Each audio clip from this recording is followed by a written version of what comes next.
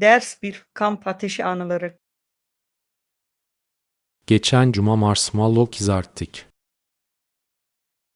Kulağa eğlenceli geliyor. Siz de kamp ateşi şarkıları söylediniz mi?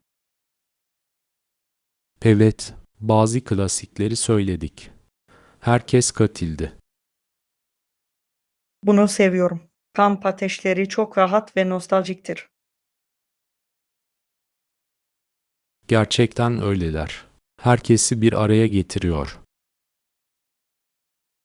Hiç hayalet hikayesi anlattın mı? Elbette. Birbirinizi biraz korkutmak bir gelenektir. Bu çok komik. İyi bir hayalet hikayesini seviyorum. Kesinlikle hatırlanması gereken bir geceydi. Ders 2 çeşitliliğin takdir edilmesi.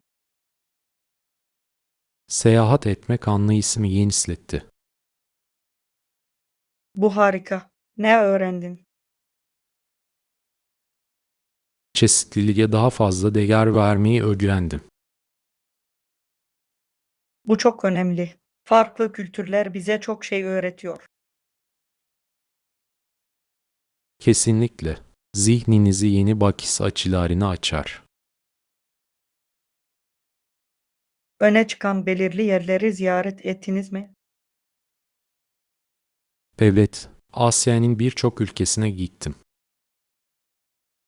Vay, bu harika bir deneyim olsa gerek. Gerçekten öyleydi. Daha fazlasını keşfetmek için sabırsızlanıyorum.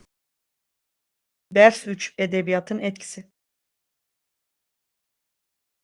Bir yerlerde bir okurun bir kitaptan etkilendiğini öğrendim. Bu çok güçlü. Hangi kitaptan bahsediyorsun? Şeytan ayetleri birçok insanı duygulandırdı ve eğlendirdi. Bunun derin duyguları nasıl ateşleyeceğini görebiliyoruz. Evet, edebiyat hayatları ve bakış açılarını değiştirebilir. Hikayelerin hepimizi birbirine bağlaması büyüleyici. Kesinlikle. Dünya hakkında farklı düşünmenizi sağlar. Kitapları ve onların toplum üzerindeki etkilerini tartışmayı seviyorum. Ben de. Fikirleri paylaşmanın harika bir yolu. Ders 4 kentsel gelişim. Yıllar önce işletmeler şehrin merkezindeydi. Evet, otomobil popüler olunca işlerin değiştiğini okudum. Kesinlikle. İnsanlar şehir merkezinden uzaklaşmaya başladı. Şehir planlamasının nasıl geliştiği ilginç. Evet ve şimdi birçok şehir insanları geri getirmeye çalışıyor. Bunu seviyorum. Canlı bir topluluk atmosferi yaratır. Sağ, yürünebilir şehirler çok daha keyifli. Üstelik çevre için de daha iyi. Kesinlikle. Daha fazla yeşil alan her zaman bir artıdır. Ders 5 sosyal medya etkisi. Sosyal medyanın toplum üzerindeki etkisi hakkında düşünceleriniz nelerdir? Bunun hem olumlu hem de olumsuz etkileri olduğunu düşünüyorum. Kabul ediyorum. İnsanları birbirine bağlar ama aynı zamanda yanlış bilgilerin de yayılmasına neden olabilir. Evet, çevrimiçi ortamda gördüklerimizi eleştirmek önemlidir. Kesinlikle. Medya okuryazarlığı konusunda eğitim şarttır. Sosyal medyanın iyilik için bir güç olabileceğini düşünüyor musunuz? Kesinlikle. Önemli konularda farkındalık yaratabilir. İnsanların bir amaç için bir araya geldiğini görmek hoşuma gidiyor. Evet, kolektif eylemin gücünü gösteriyor. Ders 6 evin temelleri. Her oda için masa ve lambalara ihtiyacımız var. Evet, bunlar çok önemli. Konforu da düşünmeliyiz.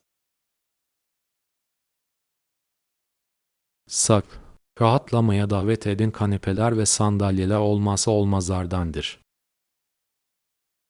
Ve dekoru da unutma. Kişisel bir dokunuş katıyor. Kesinlikle. Benzersiz bir görünüm için stilleri karıştırmayı seviyorum.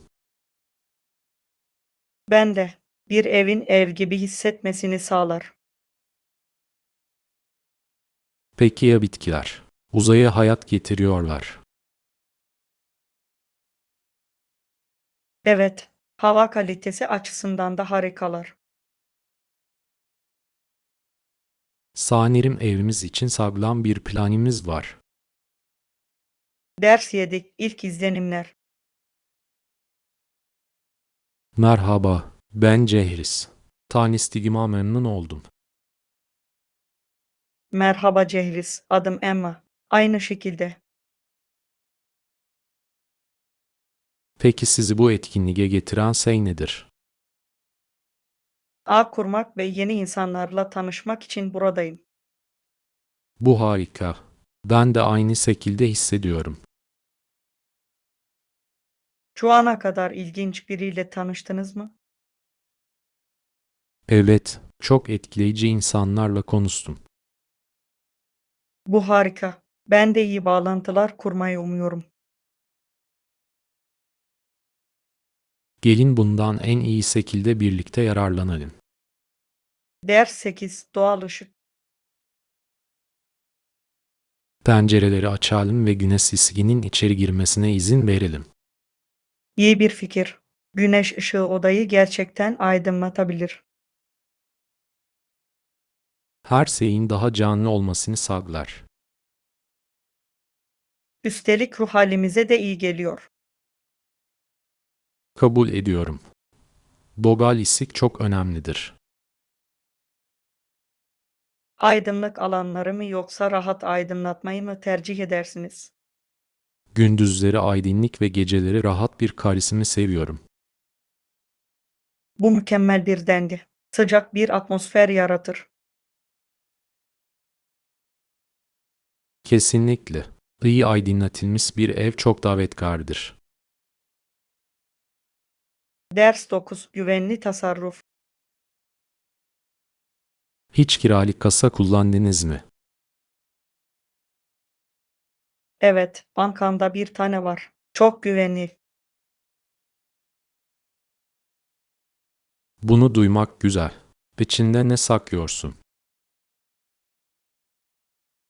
Önemli belgeleri ve bazı mücevherleri saklıyorum. Akıllı bir seçim gibi görünüyor. Herkesin bir tane olması gerektiğini mi düşünüyorsunuz? Kesinlikle. Değerli eşyaları korumanın harika bir yolu. Kabul ediyorum. Erismek için kişisel bir kimlik kullanmanız gerekecek. Değil mi? Evet, bu doğru. Ekstra bir güvenlik katmanı ekler. Bu mantıklı. Kendime bir tane almayı düşünmeliyim. Ders 10, gelecekteki bağlantılar. Mesleki gelişiminiz nasıl gidiyor? Harikaydı. Son zamanlarda birkaç atölye çalışmasına katıldım. Kulağa ilginç geliyor. Ne öğrendin? Proje yönetiminde yeni beceriler öğrendim. Bu çok faydalı. Bu becerileri yakında kullanacağınızı düşünüyor musunuz? Evet, bunları uygulayabileceğim bir projem var. Bu çok heyecan verici. Deneyimleri paylaşmak için yakında tekrar buluşalım. Kesinlikle. Gelecekteki tartışmalarımızı sabırsızlıkla bekliyorum. Ben de. Bizim alanımızda networking çok önemli. Ders 11, moda bulguları. Modadaki son trendleri gördünüz mü? Evet, bu sezon yeni tarzları seviyorum. Su sıralar en sevdiğiniz marka hangisi? Son zamanlarda gerçekten sürdürülebilir markalarla ilgileniyorum. Bu harika. Hangi kumaşı tercih edersiniz? Pamuğu ve keteni seviyorum. Çok rahatlar. Bu da benim bütçem dahilinde. Ne deneyeceksin? Yaz için yeni bir elbise düşünüyorum. Kulağa hoş geliyor. Görmek için sabırsızlanıyorum. Ders 12 Mutfak lezzetleri. Akşam yemeği için ne pişirmek istersin? Taze soslu makarna yapmayı düşünüyorum. Kulağa lezzetli geliyor. Tüm malzemelere sahip misin? Biraz mozzarella peyniri almam lazım. Mozzarella peynirini unutmayın. Evet, mutlaka alacağım. Yemeğe başka ne ekleyeceksin? Biraz taze fesleğen ve domates ekleyeceğim. Mükemmel. Şimdi ana yemek fikirlerine geçelim. Ders 13 Günlük rutinler. Ise genellikle saat kaçta çıkarsınız? Genelde sabah 8.30'da çıkıyorum. Bu erken. Sabahlarınızın tadını çıkarıyor musunuz? Evet, güne başlamadan önce biraz sakin vakit geçirmeyi severim. Kulağa hoş geliyor. Sabah rutininiz var mı? Evet, kahve içip biraz kitap okuyorum. Bugüne başlamanın harika bir yolu. İşe hazır hissetmeme gerçekten yardımcı oluyor. Ben de bunu denemeliyim. Ders 14 Uyumlu kalmak. Alanınızda nasıl güncel kalırsınız? Düzenli olarak makaleler okuyorum ve web seminerlerine katılıyorum. Harika fikir. Öğrenmeye devam etmek önemlidir. Evet, buna hiç şüphe yok. Favori bir bilgi kaynağınız var mı? Sektör liderlerini sosyal medyada takip etmeyi seviyorum. Bu çok akıllıca. Trendleri takip etmek çok önemli. Kesinlikle. İşimle uyum sağlamama yardımcı oluyor. Ben de bunu yapmaya başlayacağım. Ders 15 Sanatsal ifadeler. Hiç kendi sanat eserinizi yaratmayı denediniz mi? Evet, hobi olarak resim yapmayı seviyorum. Kulağa eğlenceli geliyor. Neyi boyamayı seversin? Manzara ve doğa manzaraları çizmeyi seviyorum. Bu çok güzel. Favori bir ortamınız var mı? Akrilikleri tercih ediyorum. Çabuk kururlar. Bir araç çalışmanızı görmek isterim. Bunu sizinle paylaşmayı çok isterim. Belki birlikte resim yapma seansı yapabiliriz. Ders 16 Sağlıklı yaşam rutini. Güne nasıl başlıyorsunuz? Evet, her zaman hafif esneme ve meditasyonla başlıyorum. Bu rahatlatıcı geliyor. Yararlı buluyor musunuz? Kesinlikle. Günüme olumlu bir hava katıyor. Ben de bunu denemeliyim. Başka ne yaparsın? Genellikle sağlıklı bir kahvaltıyla takip ederim. Bu harika bir kombinasyon. Kahvaltı favoriniz var mı? Yulaf ezmesini meyveli olarak seviyorum. Besleyici görünüyor. Bir deneyici. Ders 17 Yolculuk tutkusu. Yakın zamanda herhangi bir gezi planlıyor musunuz? Evet, gelecek ay için bir gezi planım var. Bu çok heyecan verici. Nereye gidiyorsun? Birkaç haftalığına Avrupa'ya gidiyorum. Vay, seyahat böceği tarafından ısırıldınız mı? Kesinlikle. Yeni kültürleri keşfetmeyi seviyorum. Bu harika. Seyahat programınızda neler var? İtalya ve Fransa'yı ziyaret etmeyi planlıyorum. İnanılmaz. Her şeyi duymak için sabırsızlanıyorum. Ders 18 Ürün incelemesi. Yeni ürün lansmanını gördünüz mü? Evet, yaptım. Gerçekten ilginç görünüyor. Kabul ediyorum. Sizce en etkileyici özellikler nelerdir? Tasarım şık ve işlevsellik birinci sınıf görünüyor. Kesinlikle. Piyasada gerçekten ön plana çıkabileceğini düşünüyorum. Kesinlikle. Geldiğinde gözden geçirmeliyiz.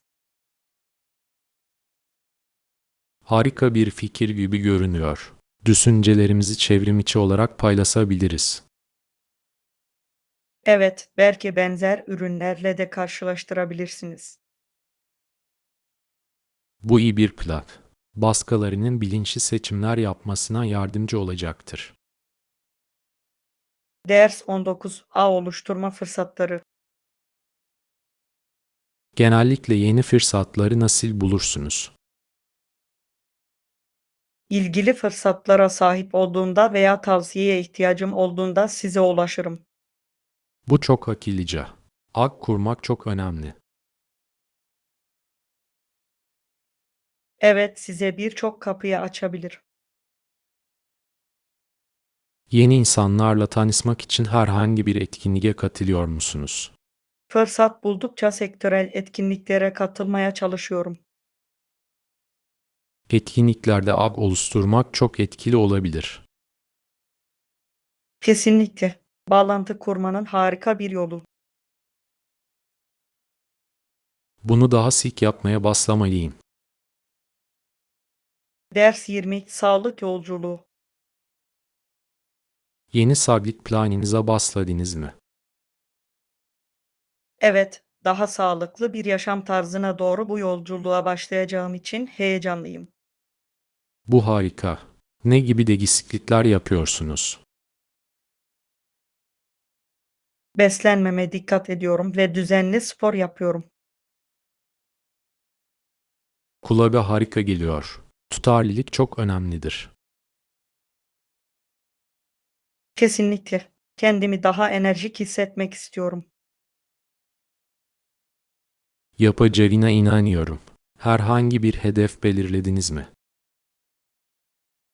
Evet, yıl sonuna kadar 5K koşmak istiyorum. Bu ilham verici bir hedef. Yapabilirsin. Ders 21 Güç dinamiği. İngiltere'nin mutlak güce sahip olmadığını biliyor muydunuz? Gerçekten mi? Her zaman bunun bir monarşi olduğunu düşünmüştüm. Öyleydi ama kralın gücünün de sınırları vardı. İlginç. Neydi o sınırlar? Parlamentonun kararlar üzerinde önemli etkisi vardı. Ah, yani bu bir güç dengesiydi. Kesinlikle. Kral en güçlü adamdı ama her şeye kadir değildi. Bu tarihin büyüleyici bir parçası. Gerçekten öyle. Bunu anlamak bugün bize yardımcı olur. Ders 22 Sonbahar değişiklikleri. Sonbaharın nesini seviyorsunuz? Hava soğumaya başlıyor. Yapraklar renk değiştiriyor. Evet, yaprakların düşmesi çok güzel. Yine ceket ve kazak giymeyi de seviyorum.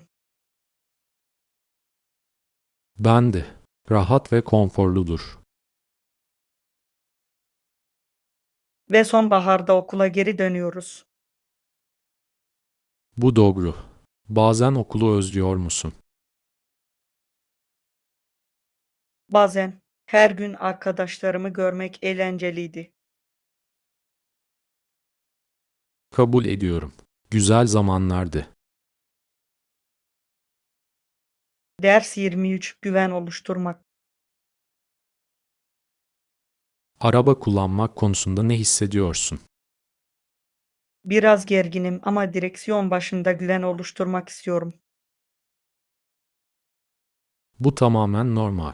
Pratik yapmak çok yardımcı olur. Kabul ediyorum. Direksiyon başında daha fazla zamana ihtiyacım var. Sürücü kursuna gitmeyi düşündün mü? Evet, bunun bana gerçekten faydası olabileceğini düşünüyorum. Güvenli bir şekilde öğrenmenin harika bir yolu. Kesinlikle. Üstelik soru sorabiliyorum. Kısa sürede profesyonel olacaksınız. Ders 24 İş arama ipuçları. İş arama stratejiniz nedir? Başarılı bir iş arama için ağ oluşturma çok önemlidir. Tamamen katılıyorum. Başkalarıyla bağlantı kurmak önemlidir. Evet, sektör etkinliklerine katılmak gerçekten yardımcı olabilir. Son zamanlarda katılabileceğiniz herhangi bir etkinlik buldunuz mu? Ben var. Gelecek hafta katılmayı planladığım bir tane var. Bu harika. Pek çok insanla tanışacaksın. Umarım. Bağlantı kurmak çok önemli. Kesinlikle. Nasıl gittiğinden beni haberdar et. Ders 25 planlarda esneklik. Esnek planlar hakkında ne düşünüyorsunuz? İyi bir fikir. Planların değişmesi durumunda size daha fazla esneklik sağlar. Kesinlikle. Hayat bazen tahmin edilemez olabilir. Esnekliğe sahip olmak stresi azaltabilir. Evet, daha iyi karar almaya da olanak sağlar. Bu hafta sonu için esnek planlarınız var mı? Evet, seçeneklerimin açık kalmasını istiyorum. Bu çok akıllıca. Akışa bırakmak güzel. Gerçekten öyle. Bakalım neler olacak.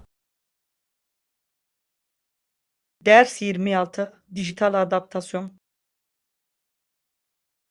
Şirketler teknolojideki değişimlere nasıl uyum sağlıyor? Dijital araçlara ve eğitime yatırım yapıyorlar. Rekabetçi kalabilmek için bu çok önemli, değil mi? Kesinlikle. Verimliliği ve iletişimi artırır. Bunu iyi yapan bir şirket gördünüz mü? Evet, bazıları gerçekten inovasyona öncülük ediyor. Kıslerin bu kadar hızlı gelişmesi etkileyici. Evet, aynı zamanda daha fazla iş fırsatı da yaratıyor. Bu doğru. Kısın geleceği umut verici görünüyor. Ders 27 Tatlı alışveriş. Alışveriş gezimiz için heyecanlı mısın? Umarım alışverişe gideriz çünkü bir sürü şeker almak istiyorum. Kulağa eğlenceli geliyor. Ne tür şekerlerden hoşlanırsın? Ben en çok çikolatayı ve sakızlıları seviyorum. Çok güzel. Ben de bunları seviyorum. Anneme şeker aldığını söylemeyeceğim. İyi bir fikir. Bu bizim küçük sırrımız olabilir. Evet, birlikte şekerin tadını çıkaralım. Kesinlikle. Alışveriş günümüzü sabırsızlıkla bekliyorum. Ders 28. Maskot rüyaları. Büyük birlik takımının maskotu olmanın nasıl bir şey olacağını hiç düşündünüz mü? Kulağa eğlenceli geliyor. Kalabalığı eğlendirmenin heyecan verici olacağını düşünüyorum. Evet ama göründüğü kadar göz alıcı olup olmadığını merak ediyorum. Doğru, perde arkasında çok fazla sıkı çalışma gerektirebilir. Peki ya kostüm?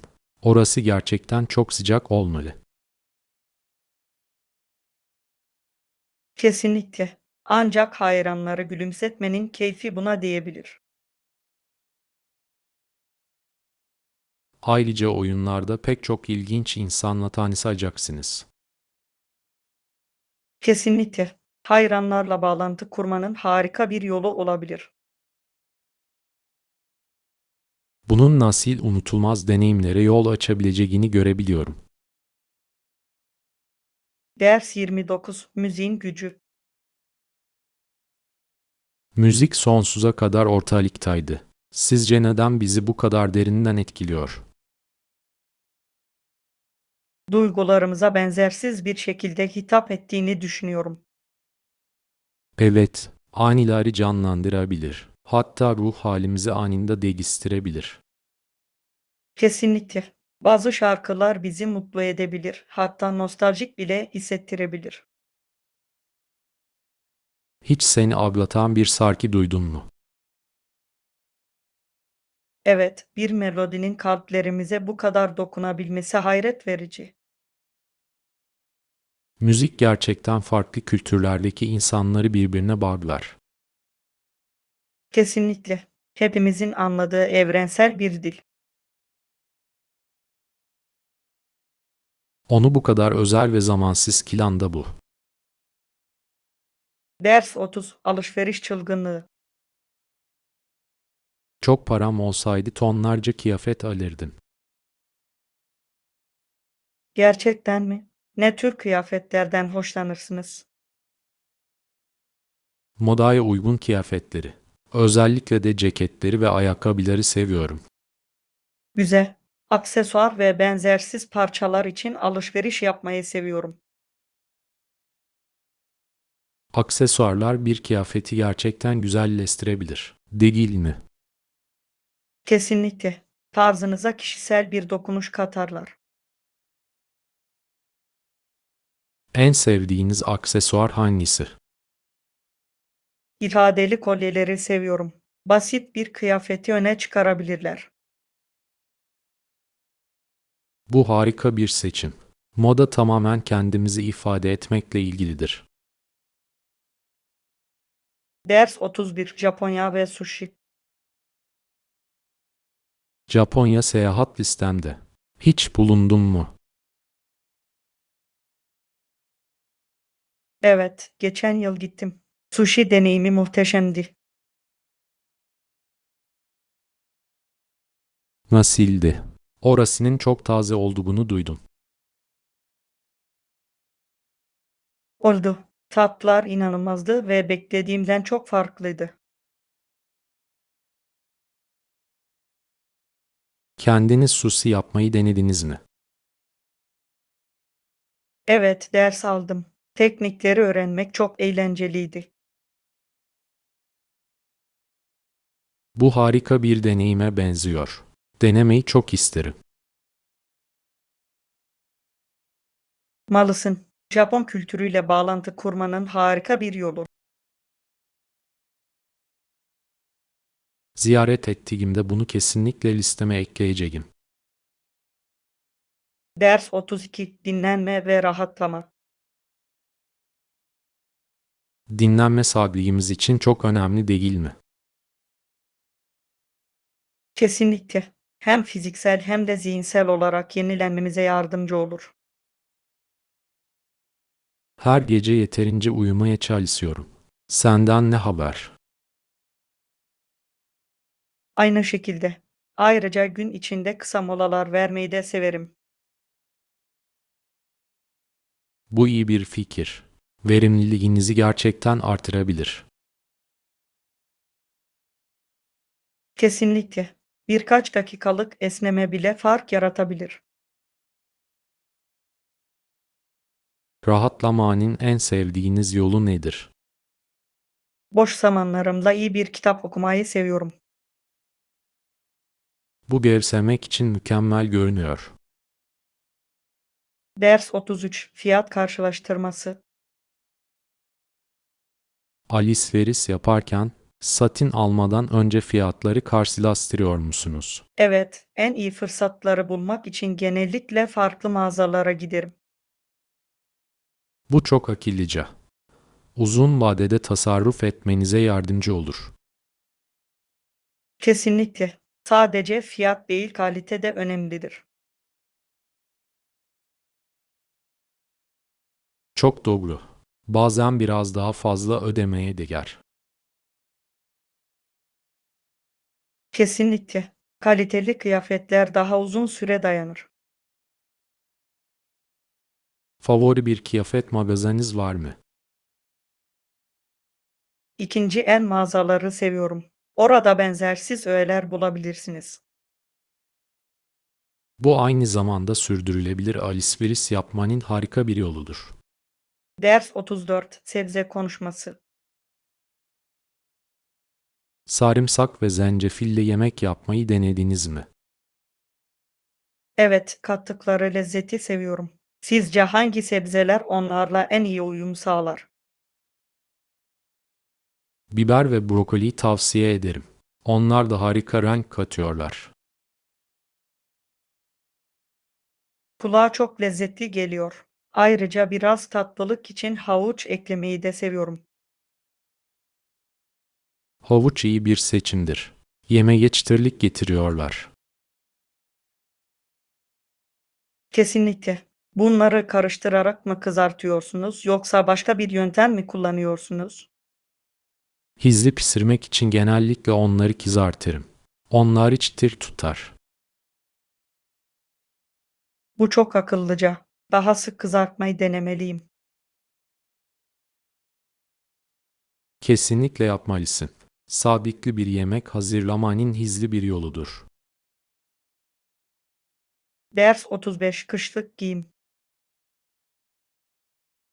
Soğuk havalara nasıl hazırlanırsınız? Annem benim için ceketimin fermuarını çekiyor. Bazen biraz zor. Bu çok tatlı bir davranış. Peki ya kız kardeşin? Dışarı çıkmadan önce şapkasını ve eldivenlerini takıyor. Kulağa rahat geliyor. Favori kız kıyafetiniz var mı? Evet, büyük kabarık atkımı seviyorum. Beni sıcak tutuyor. Eşarplar harika. Böyle bir tane almam lazım. Malısın. Sıcak kalma konusunda büyük fark yaratıyor. Bu hafta sonu bir tane arayacağım. Ders 36. Akıllı alışveriş. Evet, bütçem dahilinde. Onu alacağım. Harika seçim. Seni kasadan arayayım. İlk kez gelen müşteriler için herhangi bir indiriminiz var mı? Evet, yapıyoruz. İlk alışverişinizde %10 indirimden yararlanabilirsiniz. Mükemmel. Para biriktirmeyi seviyorum. Alışverişi çok daha keyifli hale getiriyor. Kesinlikle. Peki başka hangi promosyonlarınız var? Bir tane alana seçili ürünlerde yarım indirimimiz var. Bu harika bir anlaşma gibi görünüyor. O zaman daha fazla esse alabilirim. Ders 37. Zihinsel dağınıklık. Buna değer. Güven bana. Gerçekten mi? Nasıl yardımcı oluyor? Aynı zamanda zihinsel daginlikliği de temizlemek gibi. Bu canlandırıcı geliyor. Hayatımda buna ihtiyacım var. Kesinlikle denemelisiniz. Özgürleştirici bir his veriyor. Yeni bir başlangıç yapma fikrini seviyorum. Açık bir zihinle bu kadar çok sayı başarabilmeniz şaşırtıcı. Buna inanıyorum. Başlangıç için herhangi bir ipucunuz var mı? Sadece küçük adımlar atın ve tutarlı olun. Ders 38. Tatil favorileri. Ama tatiller güzeldir. Bu doğru. Favori tatil gelenekleriniz var mı? Evet, ailemle birlikte kurabiye pişirmeyi seviyorum. Kulağa eğlenceli geliyor. Ne tür kurabiyeler yapıyorsunuz? Genellikle çikolatalı ve zencefilli kurabiye yapıyoruz. Çok güzel. Zencefilli kurabiyeleri severim. Onlar en iyileri. Senden ne haber? Arkadaşlarımla birlikte ağacı süslemeyi seviyorum. Bu hoş bir geleneğe benziyor. Ders 39. Birlikte yemek pişirmek. Herhangi bir konuda yardımcı olabilir miyim? Elbette. Ben sosu hazırlarken siz mantarları doğrayabilirsiniz. Kulağa iyi geliyor. Mantarlarınızın kesilmesini nasıl seversiniz?